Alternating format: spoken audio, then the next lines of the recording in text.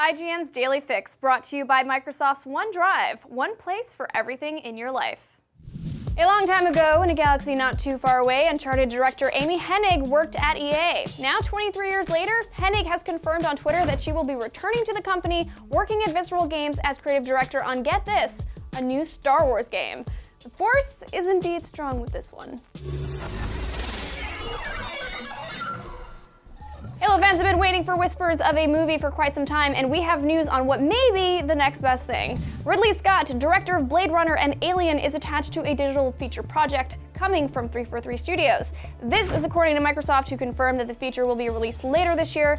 There are a couple things to note, like the fact that the project is expected to follow the same format as Forward Unto Dawn, and that the story will follow a surgically enhanced super soldier who is not Master Chief.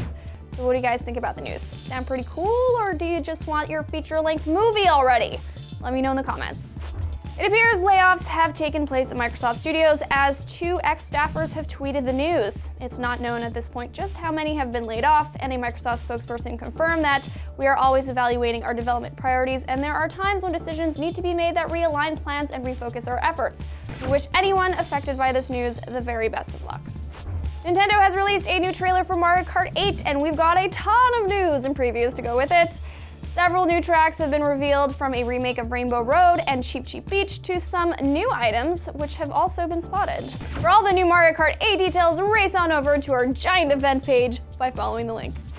Unfortunately, it's not all smiles and go-karting in the land of Nintendo. A new report from Japanese site Nikkei suggests that Nintendo President Satoru Iwata may be facing some challenges in the summer. Apparently, the head of Nintendo's approval rating has dropped from 92% in 2011 down to 77% last year. This June marks the month of Nintendo's general shareholder meeting, where the company's investors vote to approve Iwata back on the board of directors. Despite Iwata's statement that he would not resign, investors are unhappy with Nintendo's inability to find new profits. Whether this means investors will re-elect Iwata, we'll have to wait until June to find out. What's scarier than a sci-fi horror game? Looking at frictional games' upcoming title Stoma, I'd have to say it's a sci-fi horror game that takes place at the bottom of the ocean.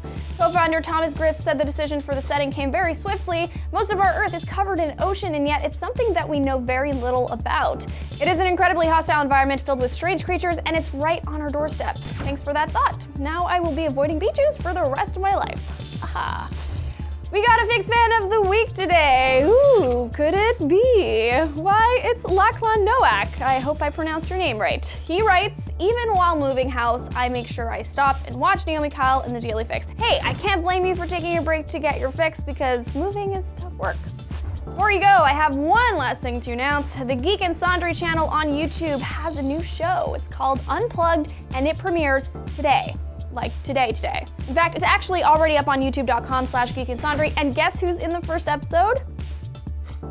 There's League of Legends and an epic LARP battle, so check it out. It also features geek YouTuber extraordinaire Jesse Cox, so don't miss it. And that's your fix for April 3rd. I'm Naomi Kyle, and be sure to get your fix anytime online here at IGN.